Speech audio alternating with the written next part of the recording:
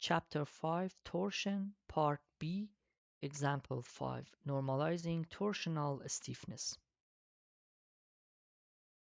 In this example, we consider a configuration consists of three different shafts with different materials and different cross sections, fixed at both ends. We want to know what the angle of twist is at a point like B, and what are the reactions at both ends, for example, at D, in terms of torsional torque. So to approach this problem, we can remove one of the uh, supports, and so solution we can remove, for example, support at D and apply a unknown torsional torque of TD and calculate phi d based on that. Mhm. So based on a scenario of discrete blocks, we can say phi at D is in this condition is summation of TI LI over GJ for each part A, part 2, part 3. And the key to solution of the problem is that we just note that the support the if end B and D was a fixed support, so we already know there is no rotation because it is fixed at both ends. So knowing that fact, we can uh, calculate the numeric value for unknown TD. Mhm. So by applying the discrete part for torsional angle of twist for each part, so TD times L for the first part over GJ, which is here. Then TD minus a 3 torsion times the length of the second part over the torsional stiffness of second part. And if you do so, you will reach to an equation based on TD. And if you solve that equation, it gives you a TD is equal to 11 over 10 times torsion, torsional torque, which is provided in problem statement. As soon as you know the torsional torque for TD, you can just, like a axial force, start from the free end, move to the fixed end, calculate the torsion at the point B. So 11 over 10, which is TD, minus a clockwise torsional torque of 3T at C, and plus another counterclockwise torsion by unit 1, so plus T this time. That gives us a torsional torque at B is equal to a negative 9 over 10 T. Then when you know what TB is, then phi B is just a TL over GJ. So length of the A to B is 2/3 of L.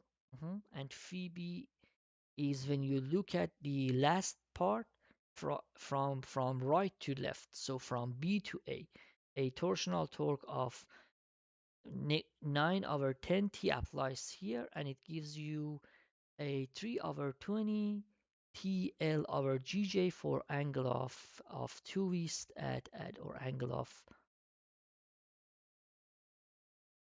twist or torsion for point B over here. Yet we can solve this problem in an easier approach, and that's a normalizing the stiffness, but this time for torsional stiffness, and then get the answer. If you want to know what the normalization is, I will provide the link for a, another example which solved by a normalization, but that's for axial load, and this is for torsional stiffness. So they are very similar to each other in their own appropriate set of forces. So what that means, That means if we want to have a normalized torsional stiffness, we keep Gj for each part. So the smallest one, Gj, remains as a base. Gj over L is our torsional stiffness. Then keep Gj for the numerator for all other.